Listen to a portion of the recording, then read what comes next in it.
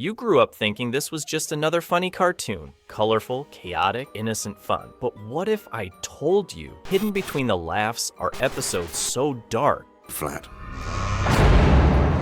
You always used to play with us. so psychologically twisted that they made even adults feel disturbed? This is the hidden horror of the Amazing World of Gumball. And these are the 3 darkest episodes that prove this show isn't just for kids. It all starts innocently enough. Gumball and Darwin are digging around in their attic, just 2 brothers on a nostalgic treasure hunt. But then they find it, a dusty old box filled with puppets, ragged, forgotten, eyes that seem too real. Gumball instantly gets a bad feeling. Something about them feels off. But Darwin, he's curious. He sneaks them away when Gumball's not looking, stuffing them into his non-existent pockets. Because of course, Darwin doesn't have pockets, but somehow the puppets find a way in. That night, Darwin names them Frank and Howdy. He starts using them as hand puppets, voicing both characters, playing along like it's just some game. But then something strange happens.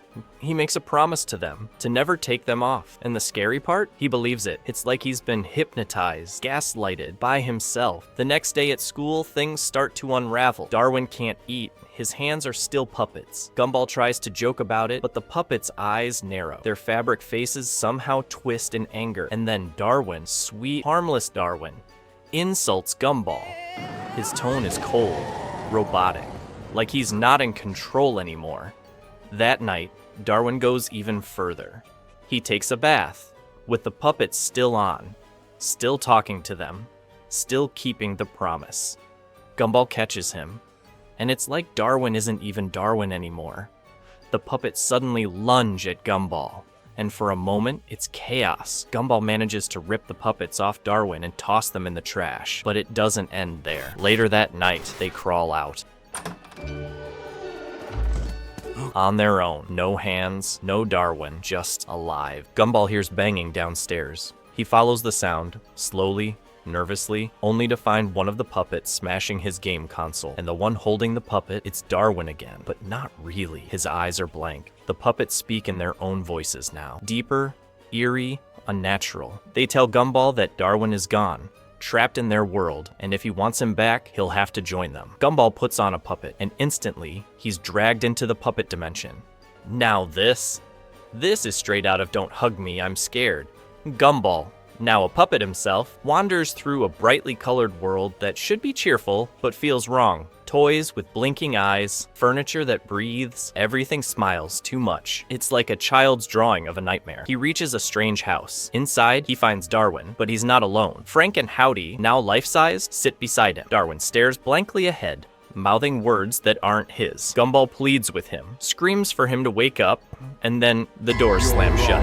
You see that Grady, another puppet, appears, and he tells the truth. This was all a setup, a trap, and now Gumball's stuck too. The puppets gather around them.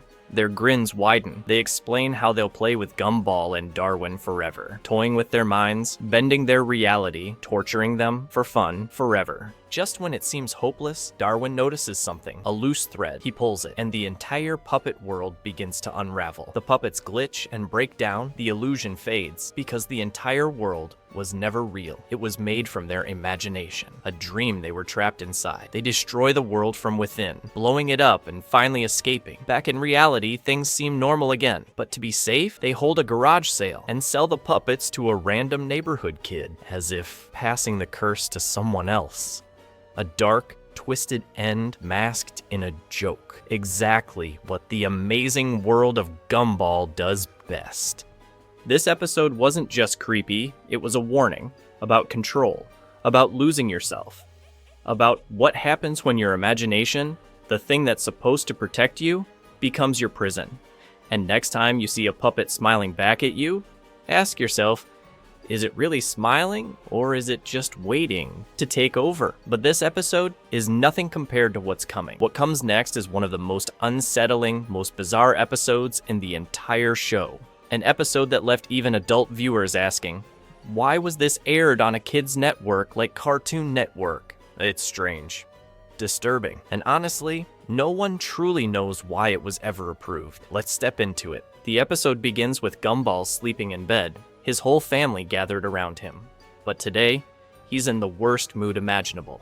And as we all know, Gumball's patience runs out quickly. Why can't you just go away and leave me in peace? He screams at the top of his lungs, trying to let out his frustration. But then, in a sudden moment of silence, he realizes there's no one around. Everyone has disappeared. Why? Because Gumball wished for everyone to vanish, and it seems his wish actually came true. Gumball starts walking around the house, trying to make sense of what's going on. He searches for his family, convinced this is just some kind of prank. He looks here and there, flipping over furniture, poking into every room. It's also a perfect chance for him to enjoy some unfiltered freedom. Imagine this scene, eerily quiet, no family, no friends, just Gumball in an empty home. It's like a miniature snapshot of the end of the world. After accepting the horrifying truth that everyone is really gone, Gumball shifts gears. He goes wild, smashing things, doing whatever he wants. He's living the dream we've all secretly had at one point. Eating whatever you want, doing dumb things with zero consequences. Gumball's free. But after a long, chaotic run through the empty town, something hits him. This isn't a dream, it's a nightmare. He's alone. The city is too quiet. The buildings are abandoned. The streets are lifeless. Even the school, the most iconic place in the amazing world of Gumball, is completely empty. He visits every familiar place,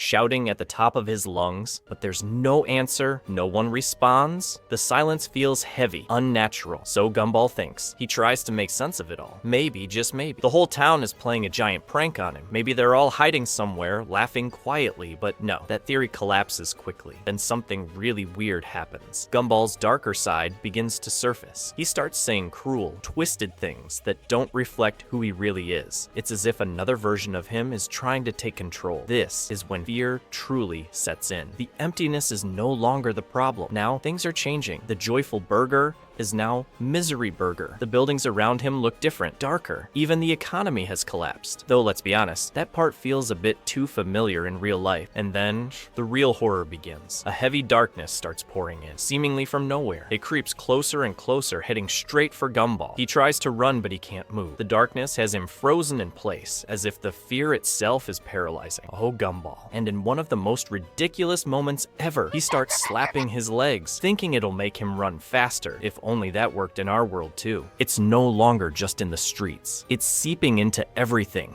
chasing Gumball as if it's alive, as if it wants him. Terrified, he runs through the empty ruins of Elmore, his footsteps echoing louder with every breath. He bolts toward the only place that still feels like it belongs to him, home. But the darkness isn't done. It follows him, hunts him. Shadows stretch across the walls, swallowing the light. Cornered in his own room, Gumball presses himself against the wall, eyes wide, heart racing. The darkness slithers closer and closer until, boom, nothing.